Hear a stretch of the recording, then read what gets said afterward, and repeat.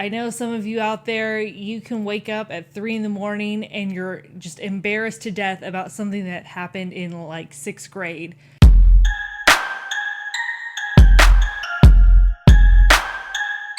Hey everyone, I'm Rachel, and today on Crack Your Bible, I wanted to talk about what it's like for the people who were in Genesis 6.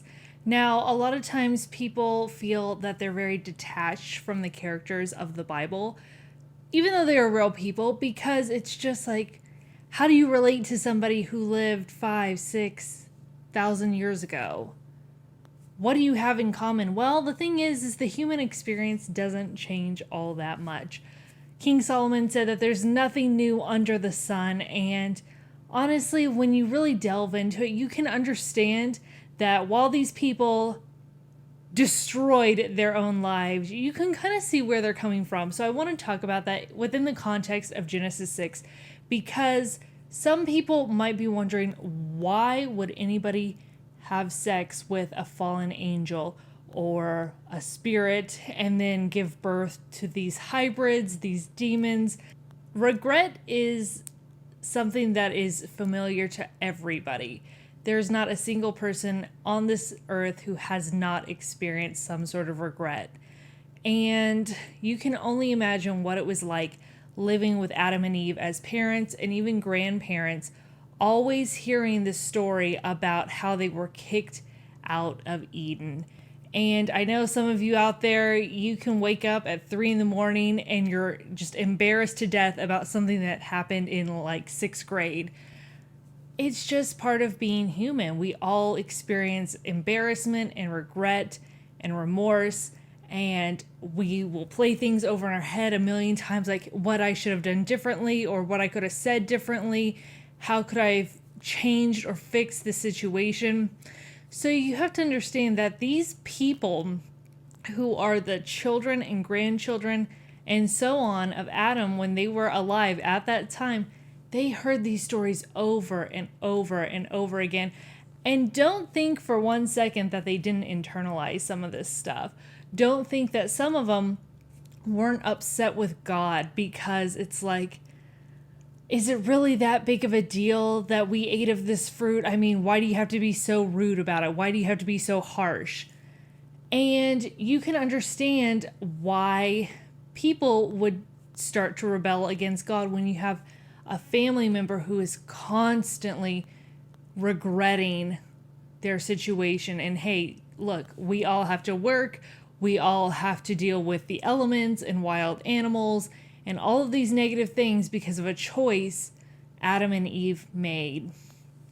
Now you have to remember what life was like back in Genesis 6. You didn't have the same technology that we do today. Now some people will dispute that, but let's just go with the mind that while yes, there were cities and while there was agriculture and farming, things weren't as they were today. You didn't have computers and vehicles and central air and heating and supermarkets where you don't have to go and work to go catch food and have to gut it and all this stuff.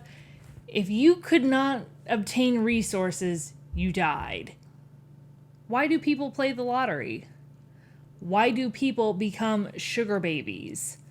Why do people rob banks? Why do people sell drugs? Why do people become prostitutes? Because people want resources. People want to feel like they have mastered their environment. They want to say, hey, I'm on top. I've made it. I'm special. I mean something. Look at the money that I have. Look at the resources that I've acquired. Look how many suitors I have.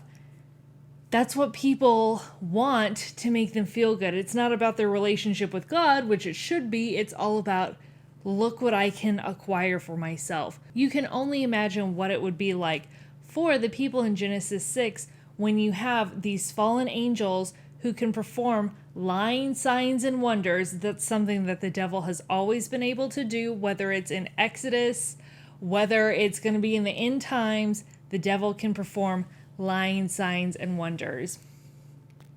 So imagine you have family constantly complaining about their situation. Oh, I wish I would have done this better. Oh, if it wasn't for Eve. Oh, if it wasn't for Adam. You can only imagine how people would feel.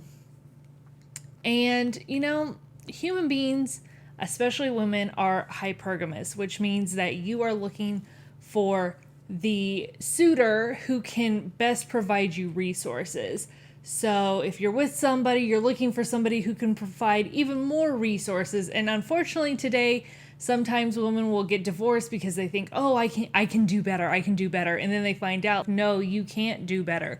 But it is part of the human condition, especially for women, to say, you know what, I can do better.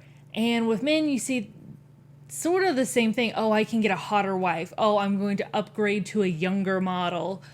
Or, I'm going to cheat and sleep around because the more women I'm with, that makes me seem more desirable and more powerful, that all of these women want me.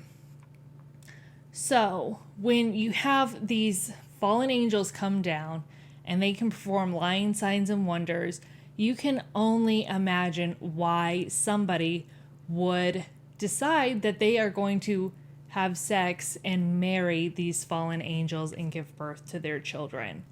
Look at the kind of reverence that Mary enjoys even after her death. Satan has always been telling us you can be like gods, and Mary, unfortunately, in some religions and sects, is treated like she's a god or a goddess. And in the back of everybody's mind is that promise that the seed of woman is going to crush the head of the serpent. So you can only imagine what the fallen angels told these women. Hey, you are going to be the mother of the Messiah. You are going to be deified, because we've already talked about when you come together sexually with somebody, you become one. So if you're becoming one with a fallen angel, you become one flesh. You can only imagine that these people, because it says that all flesh was corrupted, men, women, animals, everything. You can only imagine from the human side what the people were hoping to gain from having sex with these fallen angels. They're going to get status. They're going to get power. They're going to get immortality. They didn't, but you can imagine that that's something that they would think that they would be able to get. You could get resources. If somebody is showing you how to do smelting or gold plating, and you're still having to kill animals for food with rocks, you're going to be impressed. And in the end days, you're going to see technology and you're going to see lying signs and wonders that is going to impress you. And you're going to think, like, if I join with them, this is going to take care of my problems. This is going to fix my situation. This is going to change the lives of my family. I spent this entire week watching documentaries about the sex trade. So many people were deciding to be on cams because it's like, I want to send money home to my family. I want to take care of my mom. I want to do this. I want to do that. I want to have money in the bank. I grew up poor. I grew up poor. I grew up poor. So you can see why people turn to bad things, because they're trying to fix a situation themselves instead of relying on God. They're angry at God and they want to try to fix it themselves because they don't see that they're getting results. So when the devil, when these fallen angels come in, they are just ripe for the picking. They can have their way with them, and then your life is ruined. And that's exactly what happened in Genesis 6. So understand that the people who sinned are just like you. They experience sadness. They experience regret. They experience need. They can be tricked. They can do evil things. They can be shifty and shady. And that's because we're all human. It doesn't matter what time period we live in. We all share in this human experience. And I hope this humanizes some of the people in the Bible for you, because these are real life people. These things actually happened. These are things that they experienced. And in the end days, we can expect to experience the exact same thing. So we need to be on watch and understand where they're coming from. I'd like you to like, subscribe, and share, and I will see you on Monday. Bye.